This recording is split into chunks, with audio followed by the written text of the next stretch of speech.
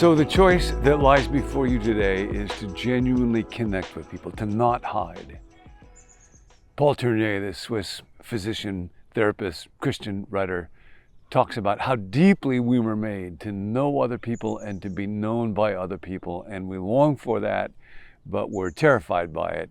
It alone brings us healing, and yet it also is something that we strangely resist and have a hard time doing. Sherry Tuchel, who's at MIT, has done a lot of study about the impact of technology on human connection. Talks about how in our day we come to flee, run away from face-to-face conversations. She says one of the young men that she talked to said, conversation, I'll tell you what's wrong with conversation. Number one, it takes place in real time, and number two, you can't control what you are going to say and what needs to be said. And of course, we were meant to live in real time, and we were meant not to be in control. So here's what Tournier writes in The Meaning of Persons. Personal contact is ever a fragile thing, unstable, insecure. It has to be found again at each meeting. When it's established, words come easily and seem all true, to have life and substance. And you and I would know what that is, know what it is to experience that in a relationship. But beforehand, before personal contact is established, those words somehow seem hollow, conventional, trivial. We are somehow embarrassed as we approach one another. Lack of contact causes embarrassment, and embarrassment makes contact more difficult. The other person and I are both seeking contact. And in order to find it, we hide our embarrassment under a cloak of banalities, witticisms, digressions. Each feels that the other knows very well what we're doing, and that makes our embarrassment worse. And we see a picture of this at the beginning when the fall takes place and when sin happens and God comes to make personal contact with Adam. And Adam is not there, is not available. And when God asked why, Adam's response was, I heard you. I was aware, God, you were there, but I was afraid. Because I was naked. I was aware of my shame, my brokenness, my wrongdoing, my regret, and therefore I hid. And I can hide in 1,000 ways behind evasions and lies and digressions and ideas and changes of subjects and questions that I ask another person. Tournier writes, and so one hides. Or rather, one is divided between showing oneself and hiding. Suppose someone has just paid me a compliment. Instead of telling him what he says pleases me enormously, I pass it off with a hollow protest. And it struck me when I read this. I don't think anytime somebody has praised me, I have ever said, that pleases me enormously. But the reality is, it generally does please me enormously. And it would probably create more of a real connection if I actually just acknowledge that. So today, you might just try that. That pleases me enormously if somebody praises you for something. Instead of telling him what he says pleases me enormously, I pass it off with a hollow protest. Of course, this affectation of modesty does not deceive him. I'm reminded of a remark made by one of my patients.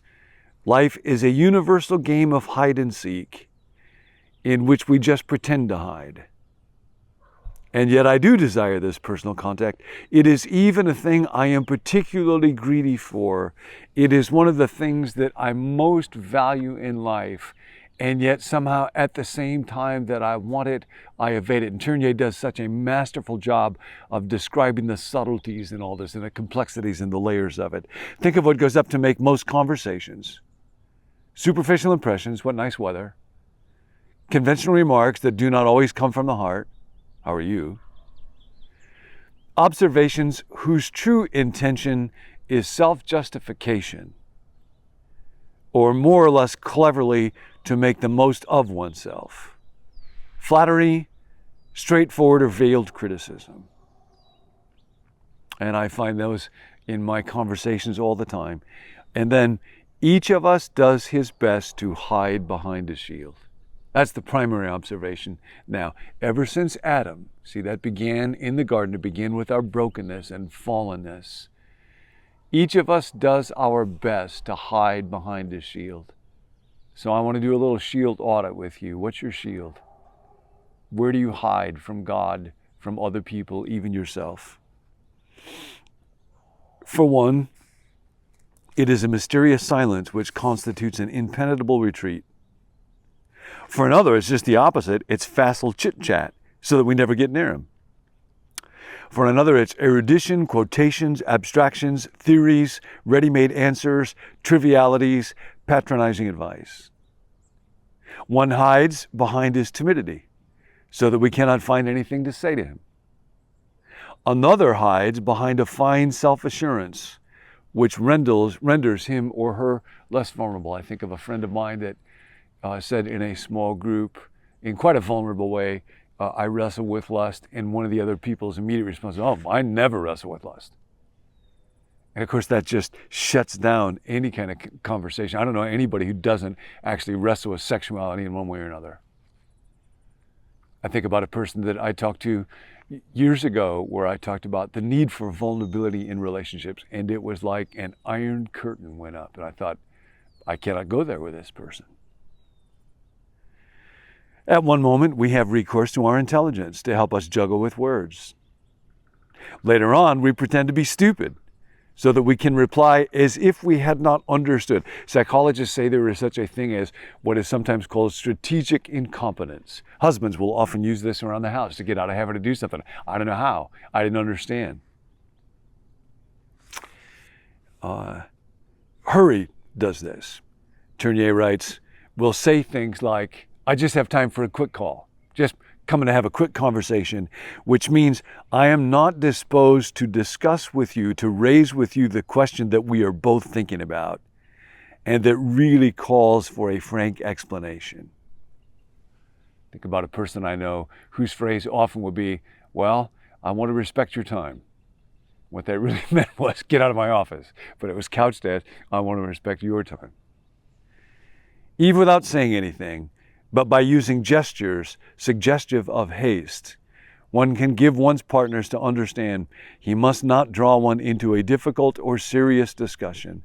There are many people like that, always in a hurry, never allowing themselves to be tied down. They rush from one activity to another with magnificent devotion and tremendous zeal.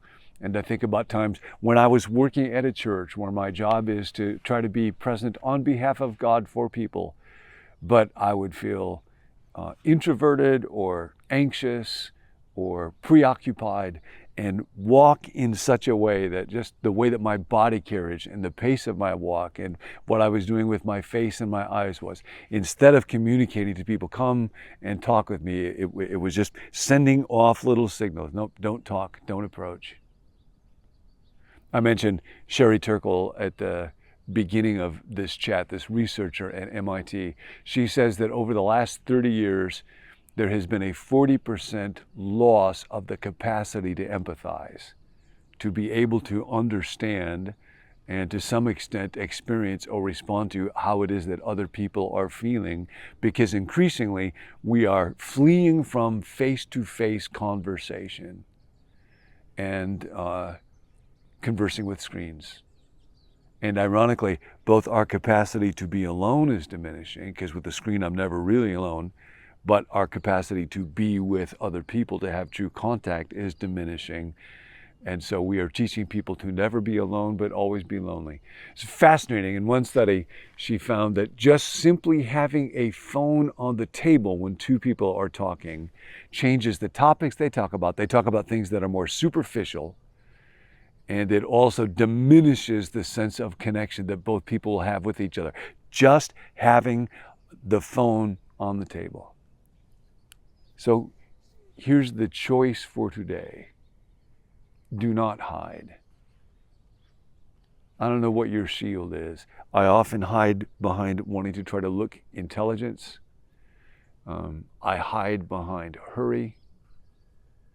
I hide because I am afraid, because I feel out of control, because I feel clumsy with another person, because I will look at other folks that I really admire when they just plunge into conversations and they seem to do it effortlessly and I don't. And yet, I can't, but God can. So the invitation is today, be curious. Just really be interested in another person, what's going on in their face, what's going on in their life, what's going on in their heart, what are the details? and then be real. Where do I want to use evasion or my intelligence or my stupidity or my hurry or my change of subject to avoid having a significant contact?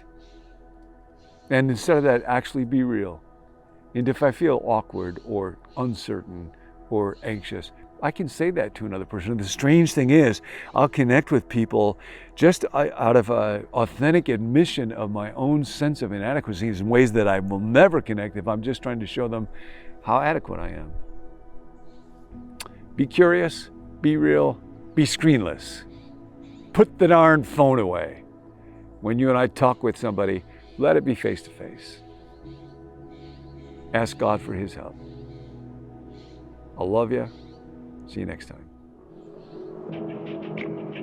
Thanks for joining us here at BecomeNew.me. You can join the conversation on YouTube or Facebook or Instagram. If you'd like to receive the daily emails that go along with each video, let us know at becomenew.me@gmail.com.